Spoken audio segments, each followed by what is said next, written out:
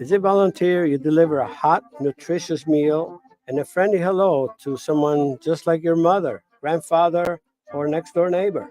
These seniors are inspiring people with incredible stories to share, and they love to see you. The smiles you get back are priceless. Delivering with Meals on Wheels is easy, and you don't have to drive like me for it to be quick. You can volunteer your lunch break once a week or just once a month. With 1 in 6 seniors facing hunger and many more living in isolation, your lunch break can make a real difference. So, America, let's do lunch. Volunteer your lunch break at americaletsdolunch.org. This message brought to you by Meals on Wheels America and the Ad Council. It's the Worldwide Sports Radio Network. Little roller up along first. Behind the back. It's Small Buckner. Here comes Knight in the mix winning. See you in Pittsburgh. Can't wait.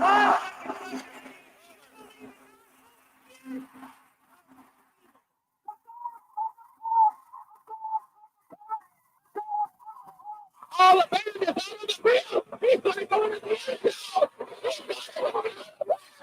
Montana looking, throwing in the end zone.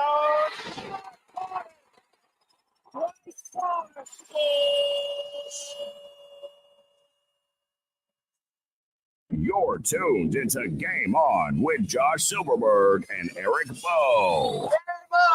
Talking all things sports. It's Game on! Yeah, game on. Game On, right here on the Worldwide Sports Radio Network. Oh, we're back to the screen again. I guess I'm wearing the wrong color shirt. Guess we got to figure that out.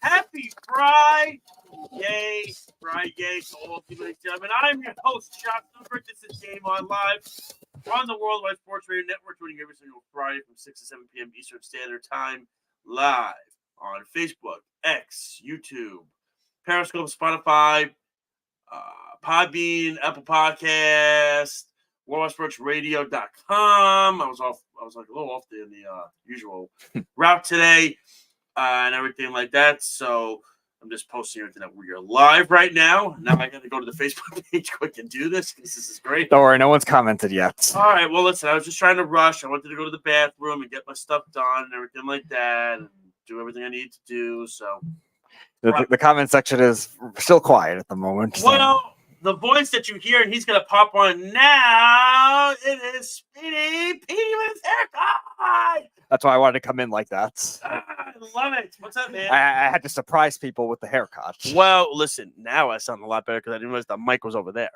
As producer, you're supposed to tell me that. You're supposed to say, put the mic closer.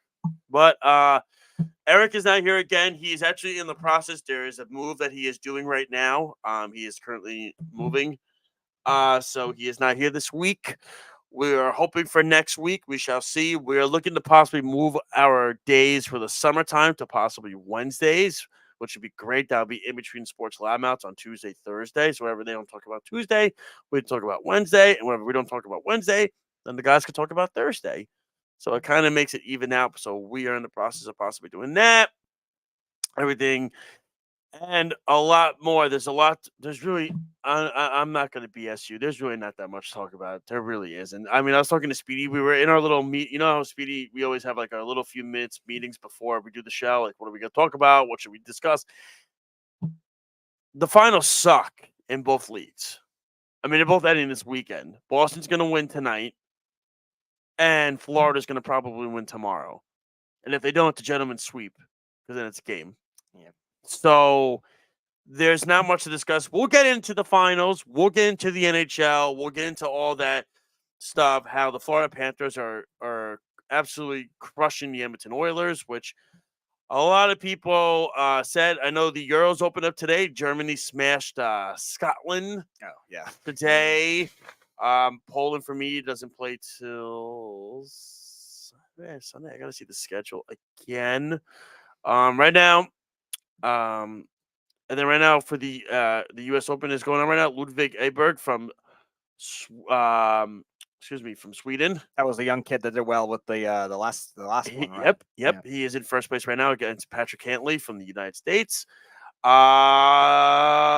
up where everybody wants to hear the main guys, right? Like Sergio, douche, he's even. Rory -3 today, so he's in 7th right now, so good for him. Rory's got a lot of making up to do. Let's see. Jordan Spieth, he's at let me see. I don't even see where he's Uh, at. I'm looking. You know what? My dad made a valid point. Got to give a shout out to the men's United States cricket team. They made it to the Elite Eight. Oh. But that, no, that was all their seat. That wasn't that big of a reaction. So, let me see. I gotta find, where's Tiger on here? This is not good. So the projected cut is going to be a 4. Let's see. Brooks Koepka's on here. Jordan Spieth is +3. Yeah, I'm trying to see. Yeah. Wow, Scotty might not make it right now. Scheffler. Wow. Yeah. Ricky's not going to make it. Where is Tiger on this thing? Dustin's not going to make it. This is brutal. Justin Thomas. Request to find Tiger. God, this is really bad. Phil is a +13. Oh, my God. It's like what I shoot on Saturdays. Holy smokes. That's like what I shot. Josh Silverberg versus Phil Mickelson. That's literally invitational. That's literally like what I shot 2 weeks ago. Everything like that. Josh Silverberg versus Phil Mickelson at all right, 40 whatever years Tiger's old. at +7. +7. Okay, so he's 3 strokes off of the cut. Oh, so we'll see. It's not. I did find him tied for 95th. Yeah. Okay. So I don't. Obviously, he's not going to make it. Or he's ahead of Zalatoris and Dustin Johnson. No, he's not going to make the cut, so he's done. That's but boy, Scotty Scheffler's been awful. He's not going to make the cut. He's not. He didn't make the cut. That's wild.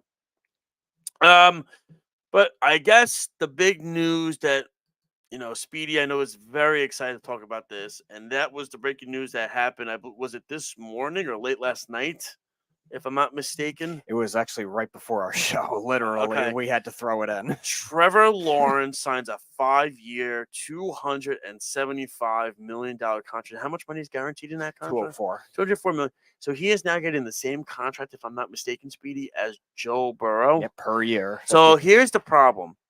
Trevor Lawrence has not earned this contract. Not even close.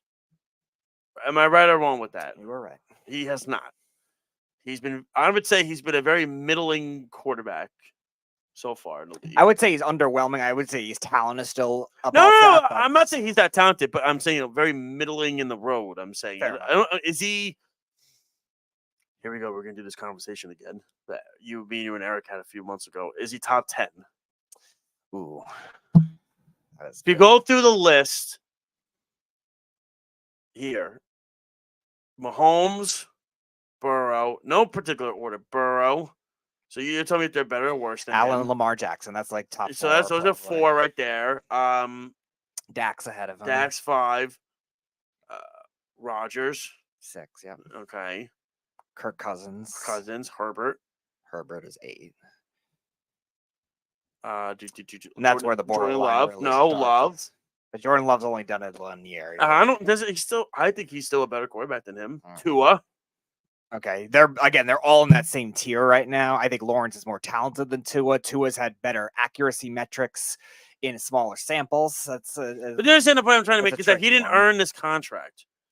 And now what this does is this completely debauches the market. It debunks the entire market now. Because now if you're a team like the Miami Dolphins and the Dallas Cowboys, you're trying to figure out what to give Dak and Tua. Because remember, Tua missed voluntary workouts. Dak's not making it about we didn't even mention Jalen Hurts, by the way. Oh, that's true. Yeah. There's definite 9. I just thought about that. I'm trying to think who else there has to be. Purdy. Is Purdy there? That's another one that's borderline. So you could probably put it there, but there's just so he really has only had a full season too. He went to Super Bowl. It's just fascinating because of Goff. We didn't mention Goff. Yeah, it's all that. That's what I'm saying. Did you all guys? No, no, Goff is better than Lawrence. Stop. Goff was at the 52 million. So yeah. So what I'm saying is the point being is this. Yeah, but look at the guarantee now Lawrence is getting. And to me, what do the Miami Dolphins and the Dallas Cowboys now do? Because Tua missed the voluntary workouts. He was at the mandatory workouts. He flip-flopped the Aaron Rodgers schedule. He was at the voluntary workouts. Go to the mandatory. He got the leftover Iowa. Oh no, I know. He only missed 2 days of practice. Somebody, please. That's going to cost us the season. Mhm. Oh my god. Oh my god. Jets and Dolphins are doomed. Stop. Patriots are winning the East. Oh Everybody. my god. Aaron Rodgers missed 2 days of practice. What are we going to do? It's going to mean everything. God, we're not going to get to it because it's old news, but Robert Sala's a dumbass. Jets and Dolphins, both of their quarterbacks missed practice. Everybody. Patriots are winning the AFC. That's it. I mean, seriously. But it's to the point of, what do the Dolphins do with Tua? What do the Cowboys do with Dak? What do you give those guys? Because now Tua's going to say, well, my numbers have been better than Lawrence. Dak's going to say, my numbers have been way better than Lawrence. Are you going to put age as a factor? Are you going to put injury history as a factor? Because Lawrence played through injuries last year. But even still, it's a very tricky situation now that this has officially put. This is the same thing with the Christian Kirk thing. They did the same freaking thing with Christian Kirk, Jacksonville. They screwed up the whole market because Trent Baalke and Shaq Khan have to overpay for players. But the point of it is that Trevor Lawrence is do I want to say he's a really good quarterback? Would you say he's a good quarterback? He's a good quarterback who I think will get better, but he's definitely not worth the Joe Burrow contract. Not even close. He's not in the same stratosphere as Joe Burrow. But yet, here we are. And now this has caused a problem for a lot of these quarterback teams that are on contract years. What do you do if you're Chris Greer? Like, what do you give Tua now?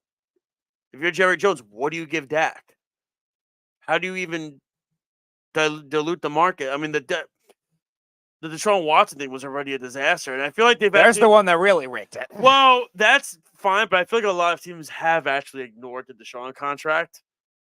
Like, I feel like is Burrow getting more guaranteed than Deshaun? I don't believe he is. No, not total. No, that's what I'm saying. I feel like Cincinnati I feel like Burrow and Cincinnati ignored that because they were like, listen, Cleveland was really stupid. We can't go by that. We can't go by that. It's impossible. But the point being is this. When you look at where everything like that. Oh, my mom says nice haircut to you, by the way, Speedy. Look at that. Why, thank you. Yes, look at that. And of course, there goes Snug with the dapper and everything like that. So, point being is this. I just don't understand how Jacksonville could sit there and look at those numbers from the last years and say, yeah, this is a $101 million guaranteed quarterback.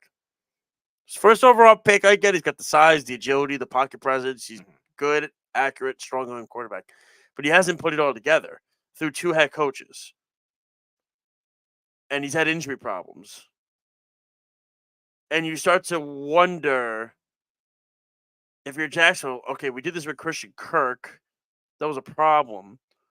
Like, I don't think they had to go this route with Lawrence. They could have done a smaller guaranteed number. They could also waited 1 more year, so. Yeah, but I think when does the contract kick in now?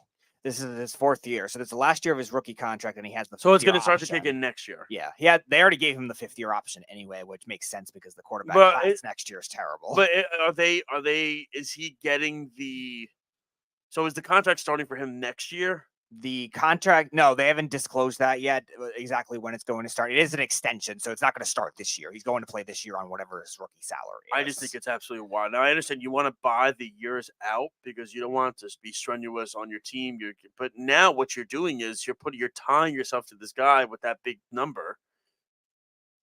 But the truth of the matter is the guy actually has decent players around him, and I understand injuries were a problem last year, but there were times at the beginning of the year last year when he wasn't injured, he was struggling, and he looked lost.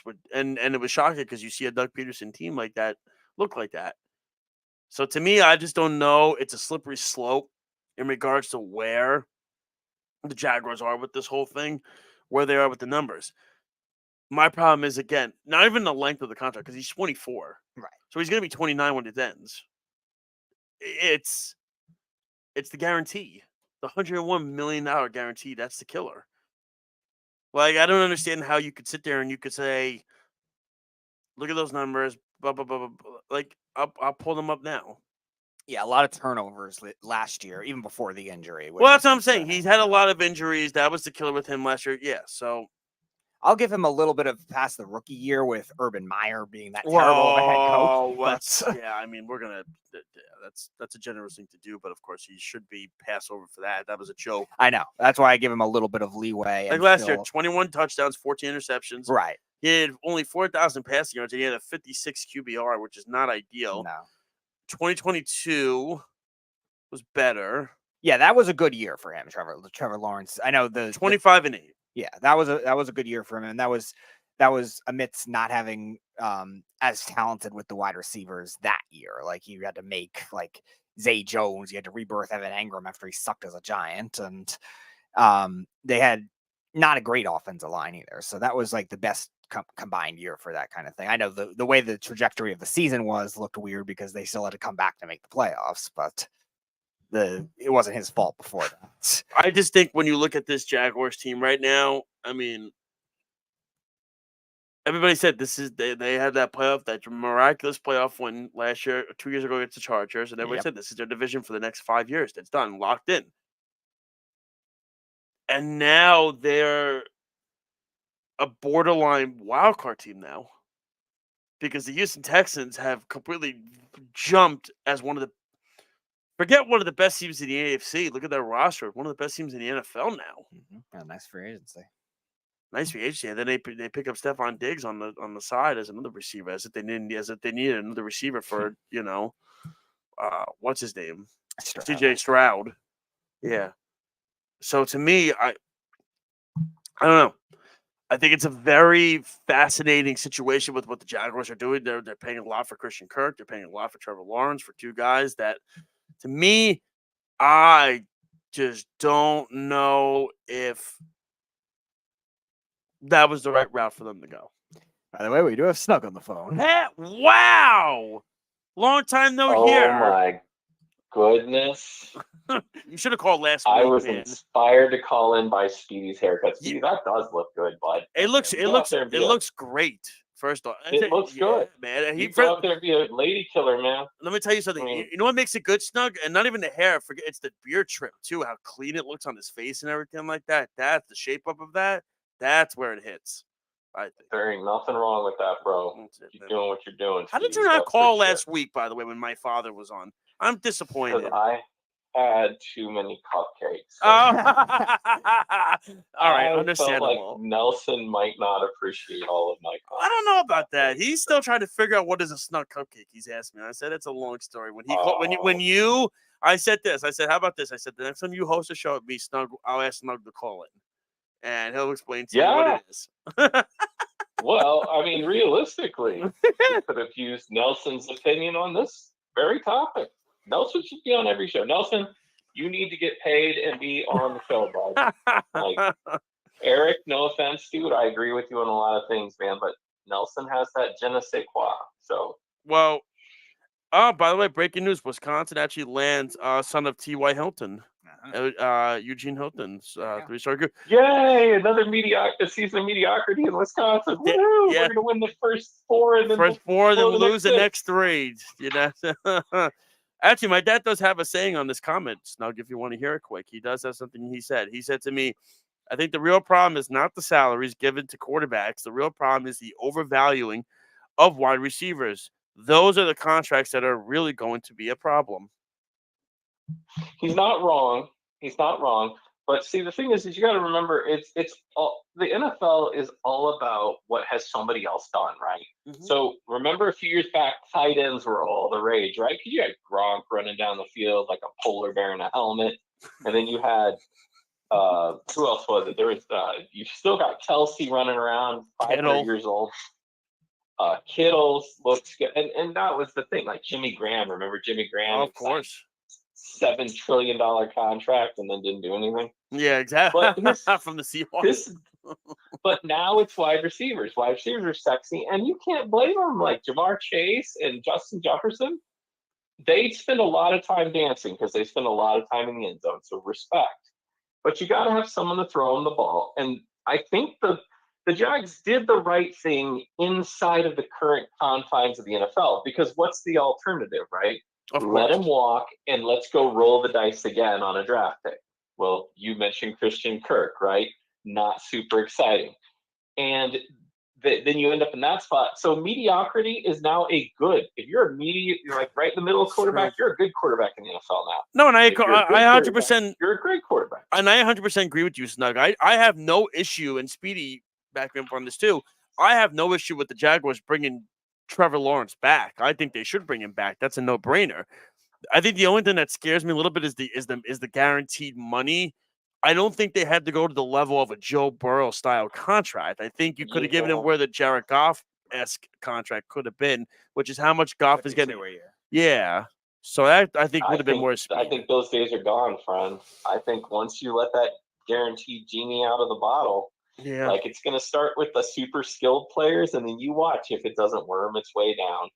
Let's be honest, everybody wants to get paid at the end of the day. Of course, and he's 24. He's going to be 29 when this contract is done, so he's still going to be in his prime years. He's still going to have good years. I 100% agree with you on that, and I have no problem. I think Lawrence will. I want to write kind of this year off because of all the injuries. Now he was struggling before the injuries were happening, but the other issue is I don't know where the Jaguars are as an organization because, again, when they beat the Chargers, remember in that playoff game, and they played the Chiefs, Snug and Speedy, tough in that division round game, and everybody said this is their division, the AFC South, for the next 5 or 6 years. With Lawrence there, this is theirs. They're not going to let anybody else get. And poof, the Houston Texans come flying with C.J. Stroud and completely cut the line, and they grab the fast pass at every ride, and they cut it to get to where they are now, which is one of the better teams in the league if you look at their roster. And that's the part that I say to myself, so if Lawrence is getting 101, like, what do you do? What would you do, Snug? I asked Speed this. What would you do with Tua and Dak? And if you're Houston, it's obviously they don't have to do this yet because it's the second year of the rookie contract. But Tua's the interesting question because Tua's numbers are just as good as Lawrence. And Tua's going to say, hey, listen, why is he getting paid more than me? But the thing is, I don't think Tua's as good as Trevor Lawrence. Well, I don't think he's quite as good. And I would say to Tua, at least behind closed doors, I'd say you're one hit away from drooling all day and spending your day watching cartoons and shit. So you're lucky we give you a contract and let you stay in the NFL. Now, having seen some of they do in the HBO Hard Knocks, right? Yeah. I'll give Tua credit. Tua is a better teammate and smarter person than I gave him credit for. He really did show well in there. Now there's editing and all that, of course. But nonetheless, but yeah, I mean, would you give Dak, or if I had to pick between the three, if you told me right now, I got to pick between Dak Prescott, Tua, and Trevor Lawrence, and give somebody this contract. Who am I giving to? All day, Trevor Lawrence. The upside is so much better. Dak is a regular season phenomenon and a postseason ghost. You can't find him. And Tua, I mean, I'm just scared for that guy. Like on a personal level, I cringe whenever Tua gets hit because that was so bad seeing him twitch on the field. Like you just, I'm concerned for him. No, and I agree with you on that aspect too, because, and I agree, like Lawrence should be the one you give it to. One, because as you said, Dak in the playoffs, but also Dak's age. Dak is how old now? 29. Yeah, he's also going to off an MVP. You're going to ask for a lot more. He's going to have a lot more money. And then you also have Tua, again, as you said, Snug and Speed and I have talked about it. It's the injury history, right? We're talking about he's one hit away from, not to joke about it, but it's a fact, from convulsing on the field again like he did on Thursday Night Football. It really, it was crazy. I mean, as Jeff says, convulsing and holding up gang signs. That's what Jeff said about that. But he was flashing gang signs.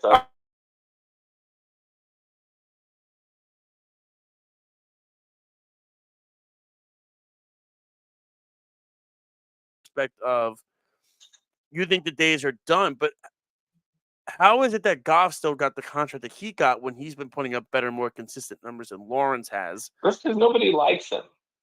Nobody likes Goff. I know that, but you can't just go by nobody likes him. He's like Kirk Cousins, the same thing. Kirk Cousins does wonderful things, and everyone hates him for some reason. Yeah. So I don't know why people hate Kirk Cousins, though. I don't know why. I mean, look at Trevor Lawrence, though. He's young, he's tall, he's good looking. I'm going to venture he's probably a fan favorite because he's pretty savvy, pretty smart dude. And, you've got Kirk Cousins screaming, you like that, or something like that. And And Jared Goff. I mean, everyone loves to put up the Matt Stafford numbers versus the Jared Goff numbers, and they're almost the same. But there's got to be something that's different. There's got to be an intangible in there that you and I don't know. Like maybe Jared Goff, farts in the huddle. I don't know. Does something that pisses people off. Hey, listen, if he farts in the huddle, I mean, it gets teams in basketball excited when it makes them laugh. So, I mean, it could work. But I just don't understand the hate for Cousins. I don't understand. That's the one I just never have. For the life of me, have never understood that part because I've always said, I don't know why the guy is so hated. He puts up really good numbers. Yes, he's not a big time performer. I understand that. Is it because maybe he's getting paid too much money? He doesn't deserve it because he's not a big game quarterback. That doesn't mean you have to hate the guy. I mean, the guy, if you look at him on the quarterback show on Netflix, they really made him out to be like a really awesome dude. Like that was, and I couldn't stand Cousins at the time because he used the Jets as leverage to go to Minnesota. It was night as day on the show, clear as day on the show. So yeah, but I mean, what are you going to do? Everybody wants to get paid. And at the end of the day, Minnesota, the Jets, the Jags, they all fall in the same bucket of teams that they do something sometimes, but they never quite get it right. And they never put it together. And they kind of wander around the NFL. And they show up in the playoffs occasionally, and then they kind of go away for a while. And it's just sort of who those teams are. So quarterbacks like that are kind of a match in a certain way, right?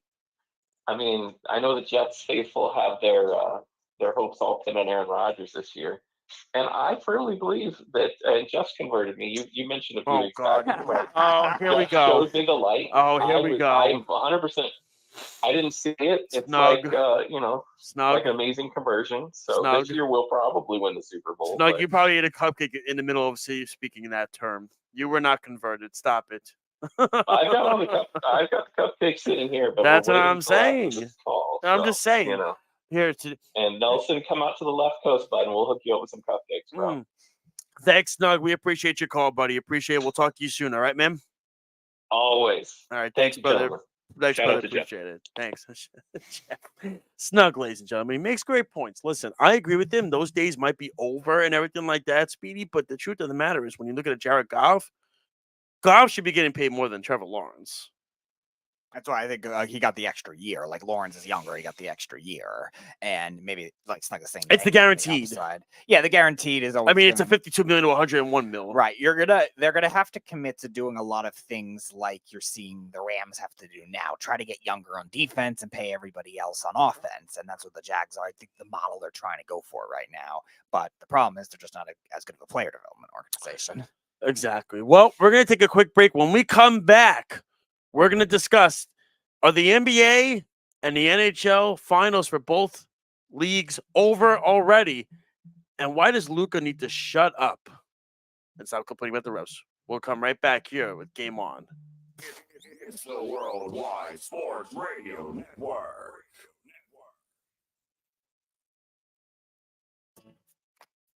Hi, this is Terry Crews, actor, former football player, game show host, father of 5, and all-around big dude. I'm also an expert on drama. I know all kinds of drama. There's the good kind that comes with having a house full of kids. There's the bad kind like season-ending injuries. There's the necessary kind like having an agent in Hollywood. And there's silly drama like the drama around my percolating pectorals. And then there's the drama you can skip. Skip the drama that comes with not having your high school diploma or equivalency. Find free adult education classes near you and finish your high school diploma. Visit finishyourdiploma.org. Or text diploma to 97779. Message and data rates may apply. Reply stop to opt out. That's diploma to 97779. And leave the drama to actors like me. Brought to you by the Dollar General Literacy Foundation and the Ed Council. It's the Worldwide Sports Radio Network. Game on! Game on! We're back. You're listening to Game On with Josh Silverberg and Eric Bowe. Yes, ladies and gentlemen, we are back with Game On live on the Worldwide Sports Radio Network. Happy Friday again to all of you. Of course, myself and Speedy Petey tonight. Eric Bowe is out. Again, he's moving in to his new place, so congratulations to him and the fam. But we have another caller. This is amazing because, when there's when there's butt whoopings in both leagues and there's like not a lot to divulge at that point, it's great to have callers. So, Mr. Jeff, how are you, sir? I couldn't be better if you were twins, Mr. Silverberg. Congrats on the Celtics winning again, by the way. Why are you congratulating me? I'm a Knicks fan. Oh, stop it! Oh, stop! That's not what is that? 14. Go Knicks. What is that? 14 championships now for the city of Boston, while New York's still stuck on 4 since 2000. That's good. I have no, and you guys got twice as many teams. That's pretty remarkable. It is pretty remarkable, and it's pretty sad because it shows how lousy and pathetic these organizations don't know how to run things. But then again, what do we know, right? I mean, I guess I don't know. I'm a Knicks fan now and a Mets fan, so I'm riding the misery train. Oh God! Oh, I will say this. It was funny. There was a funny thing it was yesterday. I think Tyrese Halliburton wrote something. He was like insulting Josh Hart or something like that. Josh Hart insulted his outfit, and then Halliburton said something about the Knicks losing, and then and I think it was afterwards Hart said, "And you and I still won the same amount of games in the conference finals, 0." Yeah, crazy. Yeah. So what's up, man? What's going on? I know you heard Snug. Right. Have you ever considered that maybe the difference in these contracts is the number of contracts they've received? Like, just think about it like with life, right? This is their job. This is what they're due, and it's limited. So Trevor Lawrence only had one chance to get life-changing money, which is what he did. This is Jared Goff's third contract because he had a rookie contract and then already signed the big contract. That's true. I forgot. So maybe money wasn't a motivating factor for him. I mean, look, everyone wants to get paid. Everyone wants money, and he got a good number. But maybe being the highest paid wasn't the most important thing to him.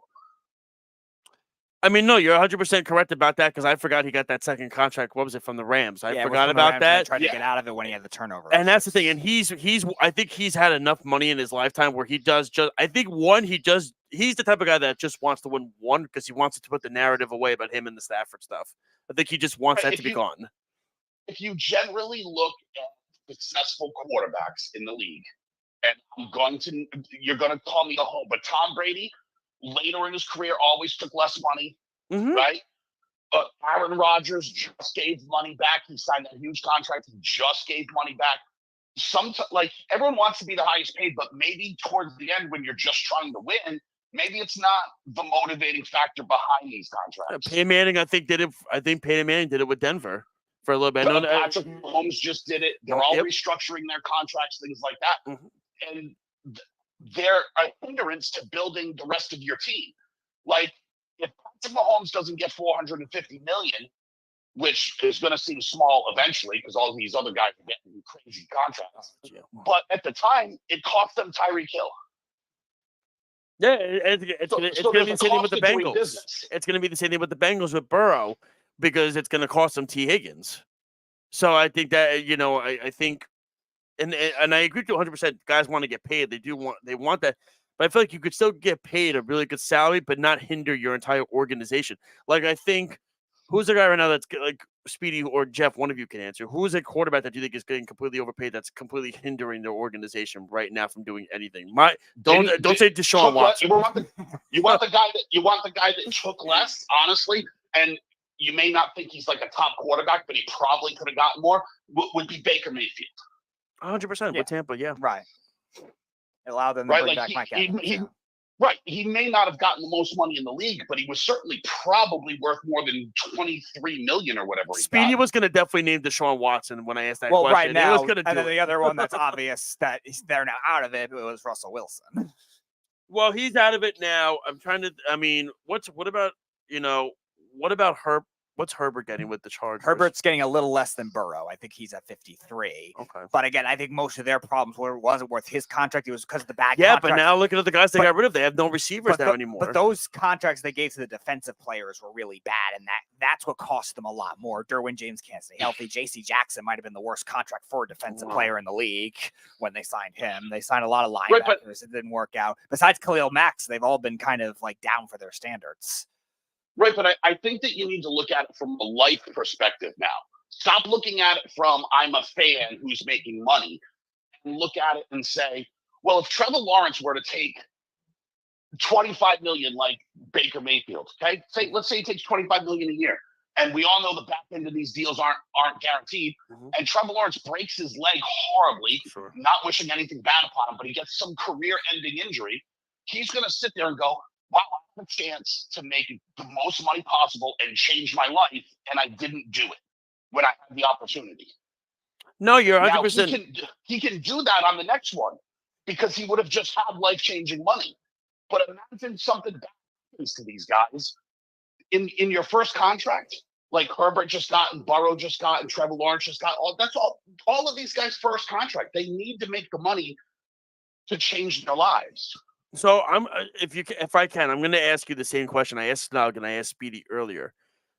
I feel like Miami and Dallas. Obviously, we know how you feel about Dallas with Jack, so we're not even going to touch on that base. No, I have no problem with Dallas, the organization. I actually think Dallas, the fans, they're the worst people on the planet. In regards to where you would stand with, because we know obviously Tua has gone out of his way. He missed the voluntary workouts and he's made the contract dispute to the media during the mandatory camp. He's gone out there and has said stuff. And then you have Dallas where Dak says he doesn't care about the money. He just wants to win because Dak has had big contracts. He's 29 already. Where do you stand with those two guys on what they could possibly get? Because I could see Tua going to Greer and saying, look, if you look at my numbers compared to Trevor Lawrence, my numbers are better. So therefore I should be getting paid near where he's getting paid. But if you're Chris Greer, then you could say, okay, but you haven't stayed healthy until last season. You're one hit away, as Snug said, from being done with football. But then it's also like you said, what's the alternative? Like Snug said, what's the alternative? Like, where does Miami go then with this whole thing? Miami could get anybody because they have such a depth of weapons with Waddle, with Hill. They just signed another. They just signed Waddle too to an extension. I know they gave Waddle the extension. Yeah, 28. Right, but they just got another guy too. Odell Beckham. Odell right, Beckham. Right. Odell Beckham. Say what you want about Odell, but as a third option, that's still going to be pretty good. Yeah. Hey, he was pretty good on Baltimore Right. last year as a third option for Lamar. Yeah. Right. So, like, they have a team around him. You could throw to him. No offense to you and your arm, and it's probably not good, right? Like, You're not hurting my feelings, Jeff. Don't worry. You can throw it to him, right? Like, those guys are going to be open. Tua's not a really good quarterback anyways. No. I mean, he showed it in the playoffs. Like, he can't throw it more than 15 yards. He underthrows everybody. Yeah, he showed it in the playoffs. I mean, that Right, was what it was, yeah. Right. But as far as Dak goes, yeah, he can probably hold Jerry Jones hostage because that's what it is. You're laughing, but that's what it is because who do you go and get? Exactly, because it's Taylor Heineke. Exactly, because Jeff's 100% right. Because the truth is, Dallas. We say what we want. We can't stand Dallas, but they're the most popular organization in the NFL, and it's all about the quarterback at Dallas is one of the most talked about positions in all professional sports. If Dak leaves, Jeff's right. They have nobody. Because if Dallas has another good season, they're going to have a low first-round draft pick. And you said, Speedy, the market for the draft picks this year is not great for quarterbacks. No. What are they going to do? Well, they may have already made that move. To be honest, Trey Lance. There is a Trey That's Lance true. is on their bench. That's true. Trey Lance is there. And I'm not saying Trey Lance is going to be good. And I'm not saying he's the answer. I'm not Earl, who's like Zach Wilson was the best quarterback in this draft. Like, I'm not doing that, right? But he was a third overall pick for a reason. He didn't play a lot of football. Maybe a couple of seasons learning behind Dak. Maybe he gets better and improves and can step in. Look what happened to Jordan Love. Look, I'm looking. I'm just the only other option I could think of, and it's going to sound crazy, but like, not that Pittsburgh would do this, but if it works out with Russell Wilson, they keep Wilson for a couple years. Could they? No, I know. No.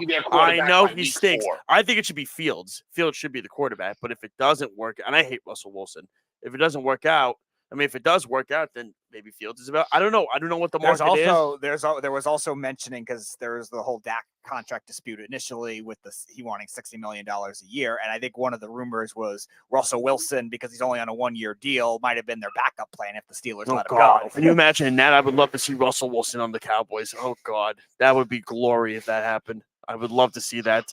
SportsCenter not top 10. They need to bring it back. Look, hate it or love it, there's two ways of building a team that are out there. You can go the Chiefs way or the Cowboys way and just pay 2 or 3 guys as much money as possible and try to figure out the rest of the positions. Or you can maybe try to build it like the 49ers have done it and get the best running back in the league, and the best wide receivers, and the best offensive line. And then it doesn't really matter who your quarterback is. Yeah. No, like I said, it's a way to work because I feel like look what happened with Kansas City, right? Mahomes is there. They have the quarterback in place. They lose Tyreek Hill, and they haven't lost a beat. They've won 2 Super Bowls since he's left. So clearly it doesn't really – and then they drafted the kid in the first round of Texas this year too, who's going to probably be a stud for them as well.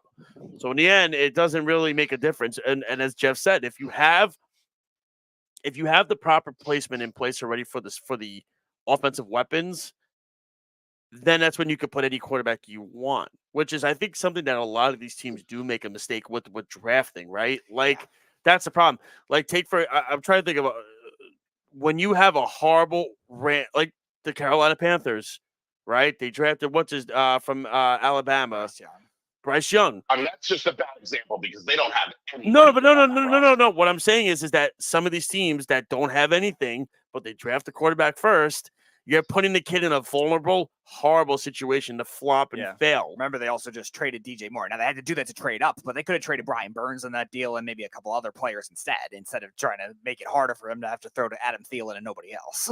Well, I mean, but the Panthers didn't really have a choice because here's the math on that, and it's just math. A quarterback can change your team. Now, he may not succeed. You're right. Bryce Young may not succeed in that whole thing, but a quarterback can change your team. There's no drafting an offensive lineman that changes your team or a wide receiver that changes your team. Like, that doesn't happen. There can be guys that come in that do that, but it's generally the quarterback that you draft high that can change the outlook on your franchise. So who was there that they were going to draft that was going to change that franchise? Nobody. It had to be a quarterback. They chose the wrong quarterback. They chose the wrong quarterback. That was the issue. Well, if you go back to that mock draft when we were doing it, I told you, Speedy, C.J. Stroud was the best quarterback in the draft, and I picked him number 1 over Bryce Young when everyone else took Bryce Young. You did. Damn it, Speedy! That's horrible on your part. Come on. Why are you not? Why are you not an executive yet in the NFL? That's what I want to know. Because I'm also an idiot. No, I could see you being like hanging out in your pool, like taking phone calls. Let's do this deal. Let's make a deal. Oh, I was in the pool all day. It was beautiful. I actually drained my pool down below the filter today or yesterday because we had a huge rainstorm. My pool was really warm. Oh, I heard you guys. I heard it's been nonstop in Florida right now. All that cold rainwater totally cooled off the pool. It was glorious. I literally heard you guys down in Florida have had nonstop. Like the Panthers had a tough time getting out. Yesterday. Yeah. They couldn't get out of South Florida. They've had literally flooding nonstop, but it doesn't stop. So there was one section kind of south of me, like Bradenton. They got the average 3 inches an hour. Can you imagine if that was here? I don't know if you know anything about rain, but that's a lot of rain. That's a lot of rain. Well, Jeff, thank you so much for calling, man. We appreciate this. We appreciate you calling in. We appreciate it. It was great. Snug and Jeff, back to back. But anything else you want to add before you go? Snug's the best. Yeah, Snug's the best. We love Snug. Snug's great. He's actually turning into a very fine little soccer handicapper. It's. I was going to ask you, so because you're watching, I'm sure you're going to watch the Euros. No. Well, I don't really watch it. I just follow along with it because I'll be betting it for sure. So who's the favorite then, if you had to pick one? Well, there's a couple of favorites. I would probably say France is probably if you want by the book, I can give you the numbers by the book because they have England up there as well as co-favorites. But I'm much higher on France because they have Mbappe than England. Yeah, I mean England's got Harry Kane and that's nice, but I mean they don't have Mbappe, so that's I also think Portugal could be sneaky strong. I've heard Portugal. I heard Belgium is interesting. Yeah, I don't trust the Belgians. They're a lot of there's a style in which countries generally gravitate to, and Belgium likes higher scoring games. And the problem with them is so they don't have a lot of great defenders. And what'll happen is when they run into a team that does defend well, they won't all of a sudden won't score because they want to win games 3-2, right? That's what they want to do. And all of a sudden when a team doesn't allow any goals and you're still giving up 2 or 3, it just goes horrible for them. Well, Jeff, again, before I let you go, congratulations on the Boston Celtics winning another championship. God bless. Well, I'm a Knicks fan. I wish I could. You're say not, congratulations. all right. Goodbye, Jeff. Jeff, ladies and gentlemen, great phone call. Not a Knicks fan. Right, Speedy? It's the only two New York teams he hasn't gravitated to yet are the Yankees and the Rangers. Well, he does like the Mets. He has no problem with the Mets. No, he does Mets, Jets, Knicks. Is this like the rain Islanders. tonight here? There's a rain delay in the Met game right now. Oh yeah, it was supposed to rain at some point. So Well, let's get to the finals really quick in these crappy finals. So the Celtics are going to be winning again. I believe that is their 18th championship. God bless. Good for them. As they are whooping Dallas Mavericks without Kristaps Porzingis in Game 3. So to me, I found that very fascinating, interesting. And to me, when we look at it, everybody, the talk isn't even about the Boston Celtics dominating, right? What's the talk been about, Speedy? It's been about everyone Luka. complaining. It's about Luka complaining. And now people are calling him, he's out of shape. He doesn't know how to play defense, which, factual. He is one of the worst defensive players I've seen. The first 2 rounds, he actually played well defensively, and But then all now- of a sudden falling off a cliff. But he's fouling out with his team down by 1 in a must-win Game 3 with 4.5 minutes to go at home. I mean, he's complaining to the refs, and he's leading to odd man 5-on-4s, which is giving Boston more chances to shoot threes and everything like that. And his teammates have apparently told him to stop complaining. He doesn't want to hear it. It leads me to believe, like, is this guy a winning player? I don't know. And it's weird because you look at the Dallas path to the finals. Clippers, tough matchup, but George, Kawhi got hurt. OKC with Alexander, Holmgren, and that crew. Tough matchup. They were the 1 seed, if I'm not mistaken. They were the 1 seed. West one, yeah. And then Minnesota, who had just beat the defending champs with Anthony Edwards and Towns and Gobert and this and that and all this stuff. And beat them in 5 games. And here we are with Boston. And I said it on my headline of the show. Did the Celtics have an easy ride? The first round matchup against Miami, no Jimmy Butler. Second round matchup, no Donovan Mitchell, no Evan Mobley, no Jared Allen. Third round matchup, no Tyrese Halliburton. So did they have an easy ride? Yes. But now you look at the series and you're saying to yourself, oh my God. Maybe it wasn't even as much as an easy ride, as much as, was it just the entire season? Was it just Boston, an open invitation to play the Celtics? Because I look at this and I say to myself, I think the team that had the best opportunity to beat the Celtics, and it's not being, but it was the Knicks healthy. If the Knicks had Randall and Robinson and OG and Bogdanovich and all that, right? I think that the depth would have made it. I don't know if they would have beaten the Celtics, but it would have made it a series. It would have been an extremely tough series. I think they were the best team that could have beaten them. Am I wrong about that? I don't know. We'll never know. It's a what if. Unless you have like artificial intelligence that could go back and figure this out in like future simulations, we're never gonna find that out. Or you could play it on like NBA 2K25 and just do like the simulation with the computers. Yep. But we're never gonna know. And then of course, with Brunson getting hurt and all that stuff, it kind of threw everything off. And right, even if the Knicks did win that game, they were gonna get swept. Yeah. It didn't matter because Hart was hurt, Brunson was out. Right. It was literally it was a disaster. To me, I'm wondering, and they beat them. They were winning by 22 at one point in Game 3, and I'm like watching this. I'm going, and all I do is just see Luka complain to the refs the whole time. But let's call it like it is. He's getting beat. They went after him every freaking play. And then on the defensive side, he's complaining that he's getting fouled. Dude, you weren't. You don't know how to do first off, you don't know how to do a set. When you do a push and you flop, it's so simple to see because his feet were pivoting. He's complaining about it. To me, it blows my mind. But it's the fact that, you know what I'm saying? The truth of the matter is this. It was an open invitation, and the Celtics were the best team.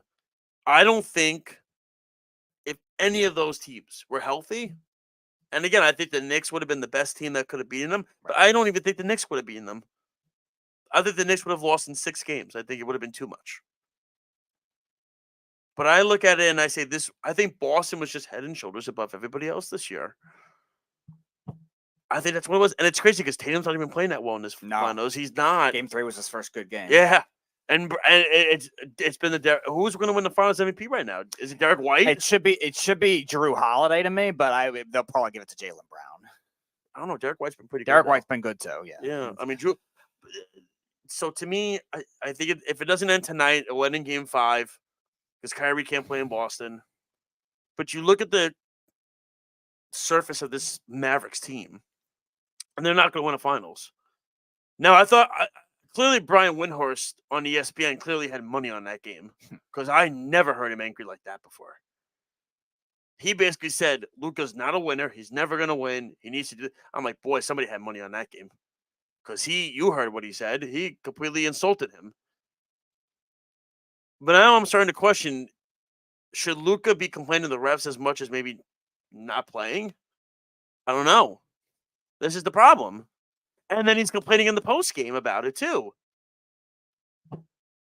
Dude, you're fouling out with 4.5 minutes ago in a must-win game down by 1 at home. In the finals on national television. Like, what are you doing? When the team's surging. So. When the team was certain, they were on a run. They were down by 22. They cut to 1. That's the part. You know what I'm saying? That's the part to me that bothers me about this guy. I don't think he's going to ever win a championship if he's not Dirk. He's not Dirk. Now, you could say when Dirk won his championship, Dirk had depth. I mean, you had Tyson Chandler, Jason Terry. I mean, yeah, nice a lot of those guys past their prime besides Chandler. I mean, Jason Kidd, they were past their primes. But the thing is, though, is that Dirk in that final single-handedly beat the big 3 of Miami. No, that was one of the most unbelievable runs. They beat the OKC and the Lakers the rounds before that. So. Yeah, and it was Dirk. Right. Now, Tyson Chandler was playing out of his mind defensively where it was like impossible for anybody to score. And then JJ Barea coming out of nowhere. Yeah, JJ Barea just all of a sudden came out of left field, and then also he got a big contract, and that was the end of it. Yeah. One of many for the Mavericks that they love to regret. To me, I don't know. He's not Dirk. Can we agree? To me, I think Dirk was also more of a team player than Luka is. That's just my opinion on it. Now, Speedy, I know as a Knick fan, you want Luka as your target. We've done this around and around we go. Everyone wants Devin Booker. You want Luka. Yeah, I don't think it's happening. Who did Eric? Who did Eric say he wanted? Eric wanted Embiid. Eric wanted Embiid. I said, well, my dream could still be alive. We'll see. Yours is definitely the most likely. Giannis? Yeah, I would say that's more likely. Oh, God. Than Embiid or Luka. I think that's the only way that they can match Boston. As if they got Giannis, but it's what are they going to trade? They need something with size. What are they going to trade? All right, before we end the show, we got to get into the NHL Finals. Unfortunately, that's another debacle that's happening because the Edmonton Oilers, as I predicted, by the way, last week, I asked the question, Speedy, if you remember this, when you look at the centers of Steven Stamkos, look at the superstars that the Florida Panthers shut down. Nikita Kucherov and Steven Stamkos, Mika Zibanejad, Artemi Panarin, Brad Marchand, David Pastrnak. Now, Connor McDavid is better than all those guys.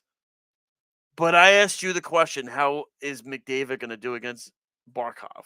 And again, they tried to cheap shot Barkov out of the series, and it didn't work. Yeah. So I asked you the question. I asked, how are the Edmonton Oilers going to score against this Florida Panthers team if those guys can't do it? And none of them have scored yet. Draisaitl, 0 goals.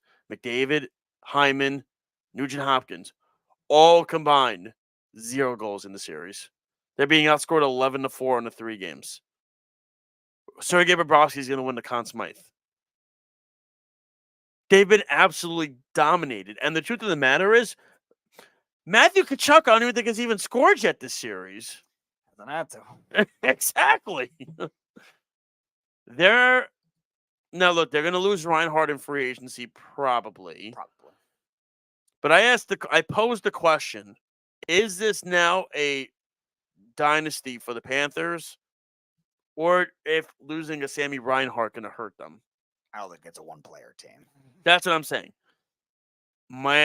I agree with you, and they also have the prospect pool that can alleviate that. Mm-hmm.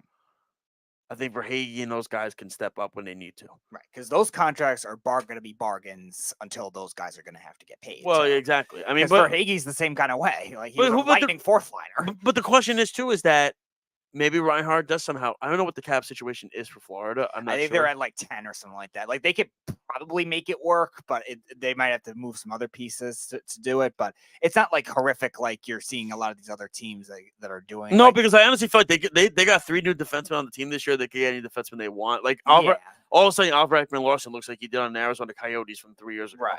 Which is insane. That's why I think it's a systemic thing that I think they're going to try to make work with combined value. So to me. Now, I don't think you can have a dynasty in the NHL anymore. I think the closest we've had in recent years was the Tampa Bay Lightning when it went to the Grey Cups. Sure.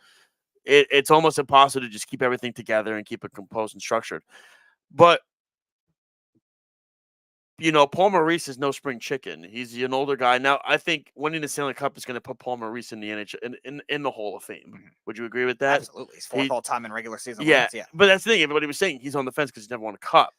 Now he's going to get one. And you look at this Florida team. I'm just glad that they're finally going to get rid of the narrative of you can't have a $10 million goalie to win a Stanley Cup. Sure. I'm so done with that narrative. Now they're finally going to have that with Bobrovsky.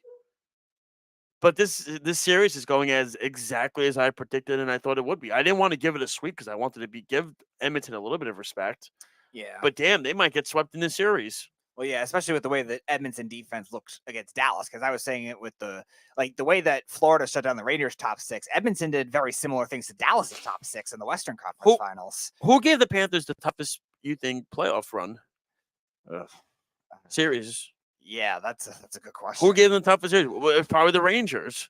I mean, because every game was a 1-goal game. Yeah, I mean, you'd probably have to say that, but even so, like the stats don't show that. No, the stats don't show it. And the crazy thing is, every game was a 1-goal game, and Florida dominated that series.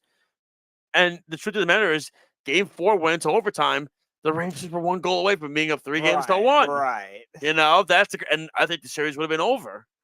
So, to me, what this is showing to other teams like the Rangers and who's going to be in the Eastern Conference battling Florida next year? The Rangers will be back. Boston's not going anywhere with Martian and Pasta. They got to get a center. We know that. I think Carolina, you could see a little bit of a step back. Yeah, they're going to lose a lot. They're going to lose a lot. There's rumors they might trade for Patrick Laine, but really, but Laine's not going to do much. It's not going to. They're not going to. If they're going to lose 10 guys, they're not going to be one move away. I just think. I mean, Tampa's kind of on the. I don't know what Tampa is. They're not going to be there. I don't think. They're going to probably figure out a lot of new players. Stamkos is probably going to be. If he leaves, then they have no face. I think he is going to leave. Yeah, so do I. At this point, I think he's pissed. Yeah. And you want me to be? It's going to be crazy. I'm going to hate this. I could see 100% the Rangers trying to get him, and I would hate it. Yeah, because now we're doing this again. We're going this route again. Oh yeah. You know what I'm saying? I mean, except with the Rangers, it was usually either an older winger or an older defenseman, though. But to me, I think the Rangers, like who in the Eastern Conference is close to Florida? You would say probably the Rangers, and I would probably say only the Rangers talent-wise, because the Bruins still need more depth. Like I think the Bruins' depth is still an issue. So you think it's a 2-team Eastern Conference right now in terms of overall talent? Now, obviously, like we talk about, like an identity that could. But the Islanders aren't there. The Flyers aren't there. Washington's done. They're rebuilding. No. Carolina's not there. They have goaltending issues. It probably would have to be like a younger team in that division. What if a bigger offseason? What if New Jersey gets a goalie? Like, what if they get Markstrom, and they got Keefe there? It's interesting, but they have to play a different style to play with Florida because they're a finesse team too. Okay, so then Toronto's another one. They're not there. No, Toronto probably is going to trade Marner. I mean, look, I think I tell you, man, I think the Rangers might be the only team that's against it's Florida. it's gonna have to come from not obviously maybe not overnight in the off season, but the identity has to come from a younger team that maybe gets some more tough guys to go along with that already has. And then in the West, who is it? That's why the Devils are interesting. Maybe if they can get some of those type of great guys, maybe it's interesting. And then in the West, who is it then? Vegas, once they get healthy. Colorado needs a little more grit guys too, but I think they have enough top heavy talent. I still like if they could find a playoff identity. So right now it's so in the NBA it's Boston and everybody else, and then the NHL right now we're literally thinking Florida and everybody else. The West has a lot of good teams. I think they have enough physical identities in the West. It's just the problem is a lot of those teams either fell flat or were hurt. I think Winnipeg is very much like that, but they fell flat too. Like I would love Tyler Toffoli on the Rangers. I would too. Yeah, but like in the East, it's going to have to come from. Actually, no, I want Marchessault on the Rangers. That's what I want. Oh, that'd be nice. Marshall, I would like because he's a good playoff player. All right, well, it's time for the "You're Better Than That" segment. Speedy, you go first. What's yours, my friend? Well, yeah, I think. Oh boy, he's already starting with the. Oh yeah, oh boy. Yeah, it's tough. It's tough not to go with all these just media that loves to just overblow all these NFL. Who's not showing up to practice? Who's not doing this? Like I know we're overblowing the Jets one a lot, but there's a lot of other teams that are in that boat too. I think just the media credentials of it. I think they just try to do it for a story, and they don't need to make it as drastic on a negative end as it's being. It's one thing if a guy is publicly trashing a team, or a guy is like going after a teammate, like you see all these training camp fights and stuff like that, but. Like, I think it's a little bit of an overblown narrative. So I'm going to go with the general consensus of overreactions of like June mini camps. You're better than that. Me, I think it's for the NHL and the NBA playoffs. I think it's too freaking long. We're going on to the end of June soon. These seasons start in what, October? Hockey's a little earlier. Hockey's October. Hockey's way early too October. Yeah. Hockey's way too long. They got to cut this. It's got to be cut somehow. And everything like that, because everything is now. I mean, literally, free agency starts in I think 2 or 3 weeks. Yep. It's crazy. And then the draft is coming up. It's wild. So, NHL, you're better than that. Check us out on worldwidesportsradio.com, Facebook, X, formerly known as Twitter, YouTube, Periscope, Spotify, Podbean, Apple Podcast, Alexa smart speakers, and so much more. Check out the Sports Loudmouths with, of course, the gang, Errol Mark, Speedy Petey, Fish, and Tommy Scoops. The Wise Guys, the Betting Show, and of course, check out 103.9 FM, the Weekend Crunch at 7 p.m. on Saturday nights. We'll keep you updated on what's happening with Game On. Hopefully, Eric is back next week. Again, possibly be on the lookout for a new Wednesday dates for the summertime. And we're going on for this. Speedy, thank you so much. You look fantastic, my friend. I'm glad. I hope you're going out. Everybody enjoyed the haircut. I hope you're going out to the club tonight. Okay, so for Eric Bowe, by the way, thank you to the listeners out there, and of course to the callers. Thank you to Jeff and Snug for both calling in. Fantastic. You can check out Kenny's show as well, 12 o'clock on Sundays. I want to forget that. So for Eric Bowe, for Speedy Petey, I'm Josh Silverberg. Have a great, fantastic weekend. We'll see if the finals both, if NHL and NBA seasons end this weekend. It's looking like it, and we'll talk to you next Friday. Take care, everybody. Have a good one. You're listening to the Worldwide Sports Radio Network. This is Mario Andretti. You know me as a race car driver, but I'm also a Meals on Wheels volunteer. I've raced against the sport's biggest personalities, but I've never met more vibrant, amazing people.